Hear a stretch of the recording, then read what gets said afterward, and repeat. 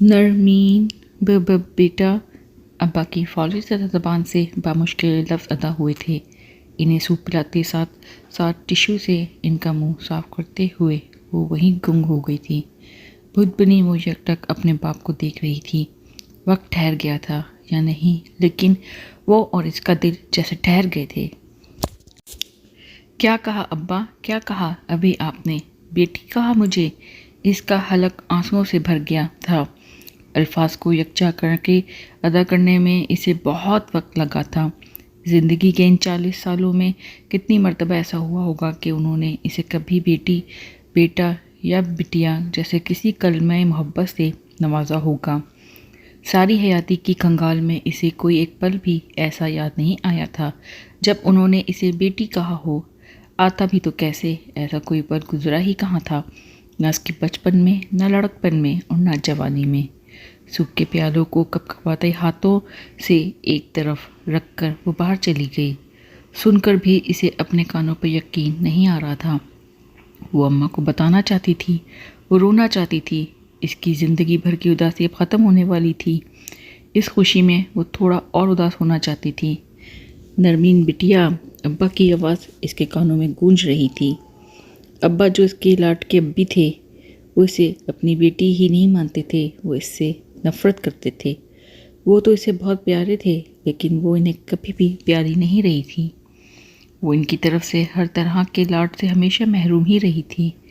लेकिन आज इस पल 40 साला तूबा को 70 साला मोइन चिश्ती ने अपनी बेटी कहा था, तब जब वो खुद मफलूज हो चुके थे और इसे मफलूक कर चुके थे। इसे देख देख कर अम्मा कितना तड़प तड़प कर रोई करती थी। इसके हाथों को चूमकर, इसके माथे को बूसे लेकर, इसकी बालों की खुशबू सूंघकर मेरी बिटिया, मेरी लाडली कह कह कर थकती नहीं थी। वो इन्हीं की तो बिटिया थी, इन्हीं की लाडली गुड़िया, बर्फ़ी की डली, रुई का गाला, मोहब्बत का वो इकलौता सितारा जो इनकी जुमले ज़िंदगी का पूरा बाप था। और अब्बा की तो वो दूर दूर तक कुछ लगती ही नहीं थी। तभी वो इसे देखते तक नहीं थे, लेकिन वो छुप छुप कर इन्हें देखा करती थी। इनके लिबास की बास अपने अंदर उतारा करती थी। ढूंढे चढ़ी इनके लौटाने का इंतज़ार किया करती थी।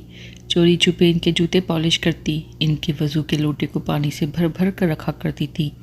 इनकी जुराबे बनियान अम्मा को बताए बगैर धो डालती थी। इनकी किताबों पर से गर्द झाड़ती, इनका बिस्तर सोने से पहले तैयार करते वो इनकी लंबी ज़िंदगी के लिए दुआएं किया करती थी। वो इनकी वही बेटी थी जो किसी भी प्यार करने वाले, नाज नखल उठाने वाले बाप की हो सकती है, लेकिन वो इसके वो वाले अब्बा नहीं थे जो अच्छी बुरी ऐसी वैसी हर तरह की औलाद के लिए दिल को कुशादा और बाहों को वार रखते थे। इसके अब्बा के लिए ऐसी मोहब्बत पे अम्मा का दिल कट जाता था। वो मुंह छुपाए इसे बिना बताए रोया करती थी। वो अब्बा की बिटिया भले ना सही, वो तो इसके अब्बी थे। बिटिया लफ्ज़ को पूरे 40 साल लगे थे अदा होने में, अब्बा को इसे बेटी मान लेने में। वो अम्मा की तस्वीर के सामने आकर खड़ी हो गई। आंसू अभी तक इसकी आंखें भिगो रहे थे। वो इन्हें बता रही थी कि इनका शौहर आज इसका बाप बन गया है, वो आज अब्बी की बिटिया बन गई है। लेकिन अम्मा ना ये मंजर देख सकती थी, ना अब्बा के मुंह से निकलती ये बात सुन सकती थी। अम्मा की अब्बा से शादी सिर्फ और सिर्फ दादा की जिद थी। अम्मा दादा की इकलौती यतीम भांजी थी और अब्बा दादा के इकलौते बेटे थे। यतीम भांजी को सहारा देने के लिए दादा ने ज़बरदस्ती अब्बा का रिश्ता अम्मा से तय कर दिया था। अगर तुमने राबिया से शादी नहीं की तो मैं भूल जाऊंगा कि मेरा कोई बेटा भी था। वो तो आप अब भी भूल गए हैं। आपको भांजी इतनी अजीज़ हो गई है कि आपने बेटे की कुर्बानी का सोचा। अब्बा किसी तौर फैसले से खुश नहीं थे। मुझे बेटा इससे भी ज़्यादा अजीज़ है, तभी मैंने भांजी को कुर्बान करने का सोचा है। दादा अब्बा के मिजाज से वाकिफ़ थे।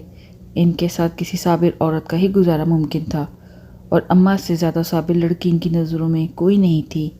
अब्बा का गुस्सा अब्बा के ही सर चढ़कर बोला करता था। इनकी अदावत और गुस्से का ख़ानदान भर में शहरा था। यहाँ बिफरे और वहाँ सब बर्बाद कर डाला। बर्बाद तो अब्बा ने अम्मा की ज़िंदगी भी कर डाली थी। दादा इतने ज़िद्दी ना होते तो अम्मा की ज़िंदगी ऐसे बेमोल ना होती। इस साबिर औरत को अपनी ज़िंदगी सब्र के घूंट भर भर कर ना गुजारनी पड़ती। अम्मा शादीशुदा ज़िंदगी के इन 30 बहारों में कभी अब्बा की नज़रों में बीवी का मकाम हासिल ना कर सकीं। दुख इन्हें इस बात का नहीं था कि वो बीवी ना बन सकी, दुख तो इस बात का था कि अब्बा ने इनके साथ साथ इनकी औलाद को भी कभी तस्लीम नहीं किया था।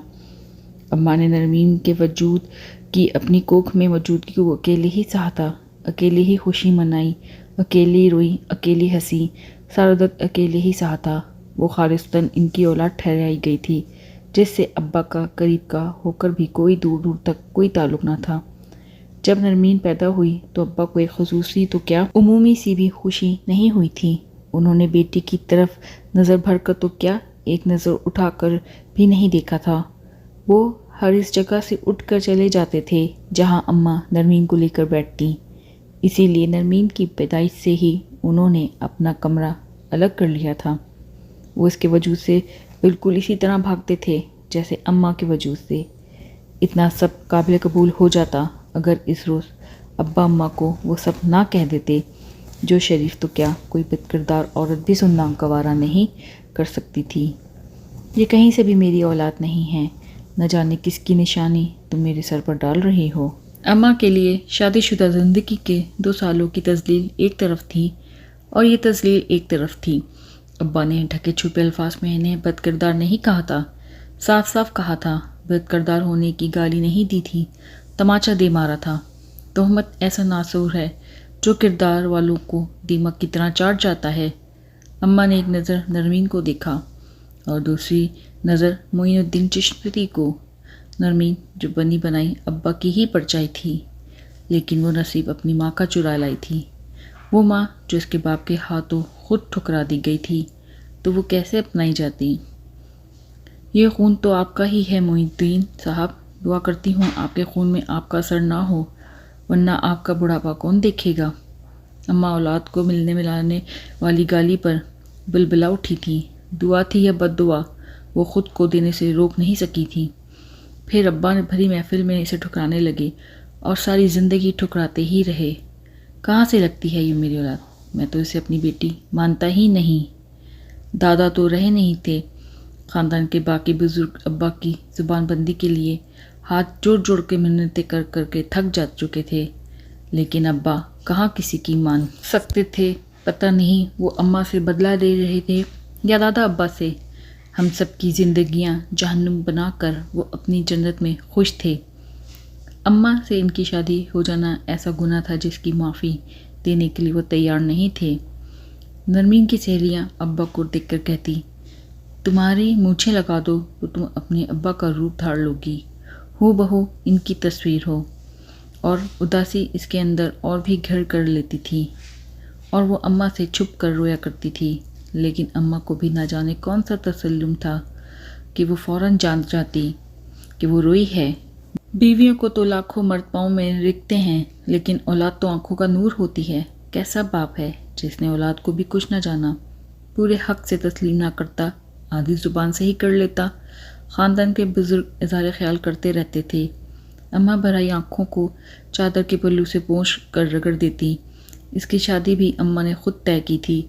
अब्बा ने तो साफ कह दिया था, मुझसे क्या सुलह कर किया मशवरा, जब मैं इसे बेटी मानता ही नहीं हूँ तो। और वो बाबुल की दहलीज से बाप की दुआओं के बगैर रुखसत कर दी गई थी।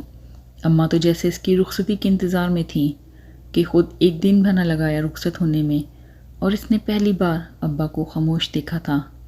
अम्मा के वजूद में उतनी मौत की ठंड जैसे अब्बा के आर पार बही हुई थी।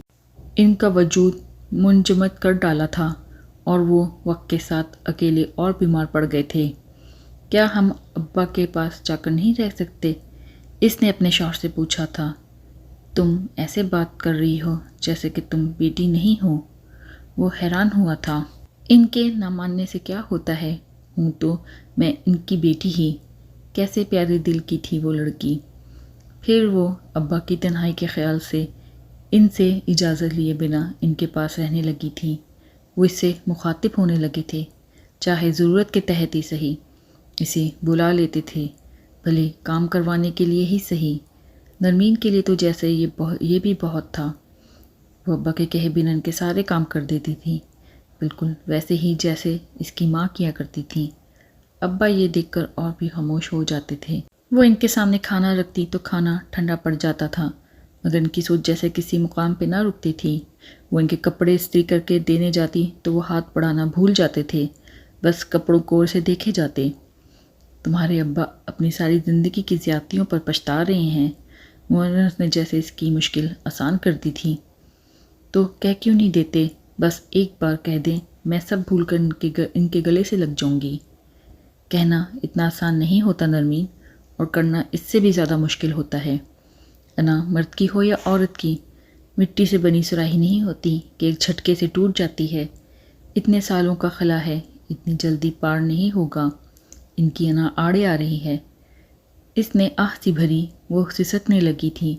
میری خواہش ہے کہ ابا مجھے ایک بار بیٹی کہہ دیں، پہلی بار، آخری بار۔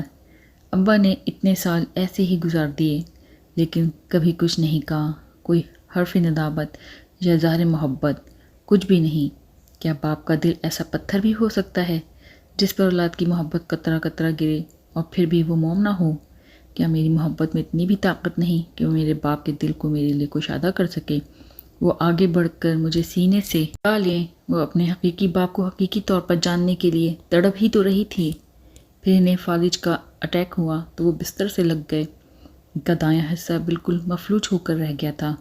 نرمین اب پہلے سے بھی زیادہ ان کا خیال رکھنے لگی تھی۔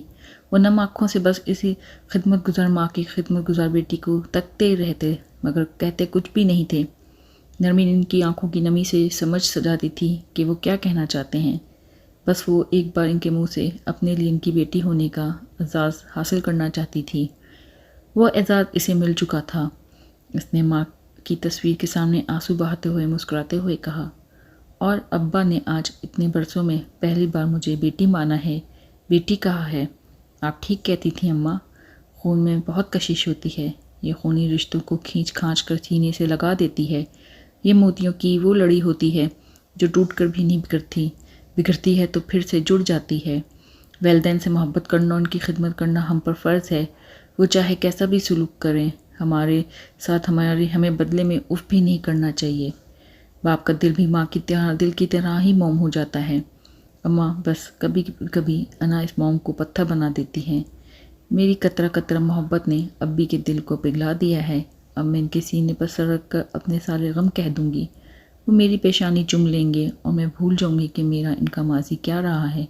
یاد رکھوں گی تو بس اتنا کہ وہ میرے پیارے ابی ہیں اور میں ابی کی بٹیا